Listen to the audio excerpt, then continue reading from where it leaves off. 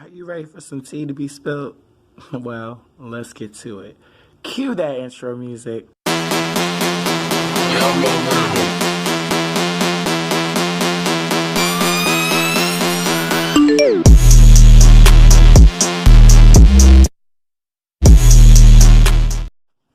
Alright, so this is the story about when I tried out for making the band.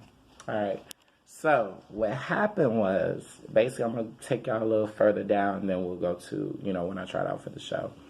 But what happened was I ended up basically singing at a karaoke bar called the White Oaks. And basically a lot of people was just like, oh my God, you should be doing this professionally. Like, you should be singing professionally and stuff like that. And I was like, okay, now mind you, I had already done a few things kind of professionally. I had just actually left a company that was basically doing my, my music and stuff. But anyway, I ended up watching this movie called Burlesque with Christina Aguilera.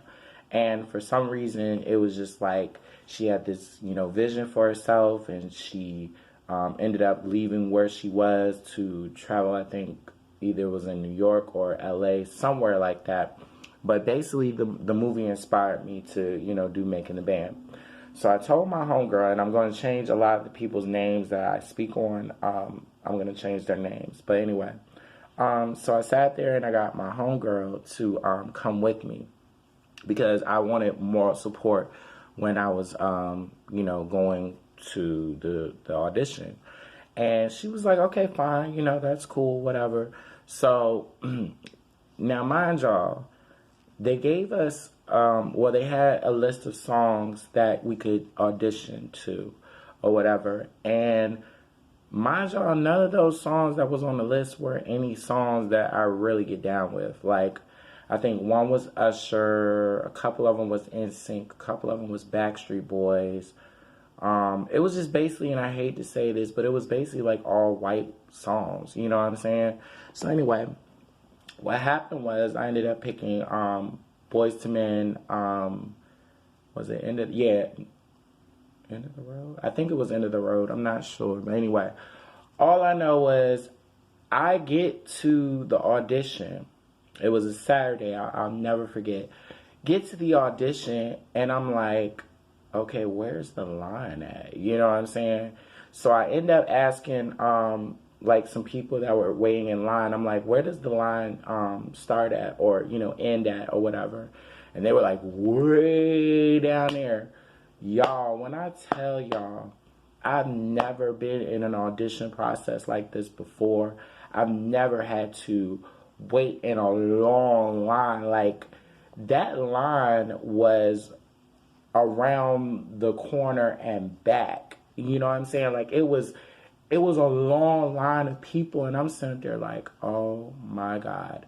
So anyway, one of the producers or whoever this girl was that was shouting, numbers and stuff like that, basically seen me smoking a cigarette, and she was like, you're smoking? And I'm like, yeah, you know what I'm saying? Like, I was nervous. I needed a cigarette. So, like, what did she expect? You know what I mean? So, sit there and, she's talking to us and she's like, just make sure that when you go inside, you say your name, your age, where you're from, and what you're singing. And that's it. And I said, okay, cool. So then all of a sudden, in the middle of, like, as I'm getting closer towards the door, well, I'm not even like nowhere near the door, but I'm like halfway there. So that's when, if I'm not mistaken, Michael Bivins came out and he was like, look, y'all need to get it together. We're getting all these people coming in. They're not really giving us what we need and what we want. And if y'all really want this, you know what I'm saying, y'all got to be hungry for it. And I was like, okay. And I'm listening to him and he's like, all right, everybody get back in line. So we get back in line, we're waiting. Finally, I get closer to the door. So my homegirl, she ends up like waiting for me on the other side. Now, mind y'all, she's the only female that's basically here because it's all guys, like all guys in the line, whatever. So she's the only person that's basically, like, the only female that's basically there. And all these guys are like, oh my God, she's so cute, she's so hot, blah, blah, blah. And I'm like, whatever, you know what I'm saying? So then I get inside, and one of the producers come up to me, or the cameraman, whoever, I don't know. It was somebody of importance to the show. So he comes up to me, and he's like, make sure that you say your name, your age, where you're from, and what you're singing. I said, okay, fine. So I get towards the judges, which is Michael Bivins, the singer Joe, I forgot the other guy's name, and it was like, a few other people, whatever.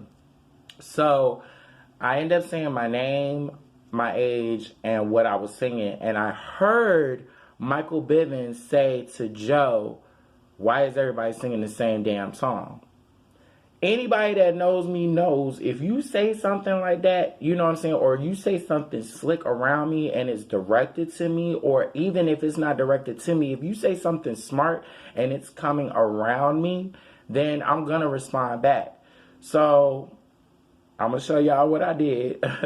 But basically it was like, after he said that, I just said, excuse me, what did you say? Huh? Can you repeat that again? What was that? And then all of a sudden, he just kind of shooed me off and was like, just sing your song, bro. Y'all, I lied to you not. I only sung 3 words. 3 words. And they were like, nah, we're good. Thank you. Have a good night. So you mean to tell me I done sat up here and waited in this god-awful line for like damn near 3 hours just to sing 3 words and hear, oh, no, we don't, no, we're good. Like, on some realness, I really felt like I wanted to fuck Michael Bivins up. And Michael Bivins, if you're watching this, trust and believe, if I ever see you again, and this isn't a threat, it's not a promise, it's just real talk, because I didn't appreciate that, and I didn't like your attitude, and I really didn't like how dismissive you were the whole time, honestly. So I really hope if Diddy does decide to do Making the Band again, that he does not pick none of y'all judges, because honestly, y'all sucked as judges. Trust and believe me, I wasn't the only person that felt that way. It was a lot of people that was in that line that felt like they wanted to fuck y'all asses up for real. But anyway, being as how, I did that audition, I just decided that, honestly, for the sake of my own sanity and me getting tired of just hearing no and it's not your time and you're not ready yet and blah, blah, blah, I just stopped singing. Like, honestly, I have not. Matter of fact, it's hard for even my friends to get me to sing. Like, matter of fact, my homegirl, her boyfriend, one time even asked me to sing, and I just told him, no, I don't do that anymore. I don't sing anymore. I don't, if I'm singing, it's probably because I'm in the house, or I might be singing something on an app or something like that. But I don't sing anymore. And I really don't want to say that it was because of the Making the Band experience. It was just honestly like I just did not like going from different, I ain't going to say record companies or record labels, but different people that worked in a studio making me feel like, oh, you got this talent, you're great, you're good, you're this, you're that. And then next thing you know, it's like nothing is ever happening. I'm having these great songs that are, on, at that point in time, it was on MySpace. But, I have all these good songs, and y'all are, like, basically telling me, like, no, no, no. So it just got down to a point where, honestly, I just got tired of hearing no, and I just decided that I would take up my own, my own talent in some other way or whatnot. So being as how that Making the Band experience happened, I've never, ever sung for anything. I haven't sung for church. I haven't sung for a bar. Only time I sing now is when I'm at home. Like, honestly. I felt like that was the worst experience of my life. I've never been through anything like that before. And I just felt like, honestly, I might have messed my own self up by, getting smart with Michael Bivins. But honestly, anybody that knows me knows you're not going to talk shit around me. And you're not going to talk about me or around me. And you're not going to talk to somebody about me either. Like, I just don't play those type of games. I'm a grown-ass man. We're not going to do that here. You know what I mean?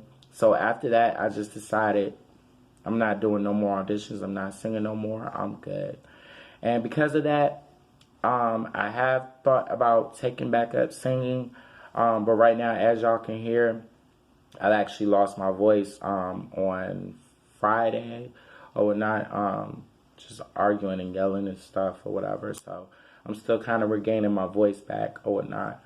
But I don't know if the opportunity comes again where I can, decide to sing again or do an audition or something like that. I might, but honestly, it's getting to a point where a nigga about to be damn near 40. You know what I'm saying? Excuse me. But a nigga about to be damn near 40 in a couple of years. I don't have time for the shoulda, coulda, woulda. And I damn sure don't have time for the singing does not put food on the table. Singing does not, put clothes on your back. You know what I'm saying? Like, I don't have time for that. And honestly, it was getting me to a point where it felt like singing just wasn't going to do it for me. Honestly, people were like, you have a beautiful voice, you need to use it, blah, blah, blah. And I just didn't see it.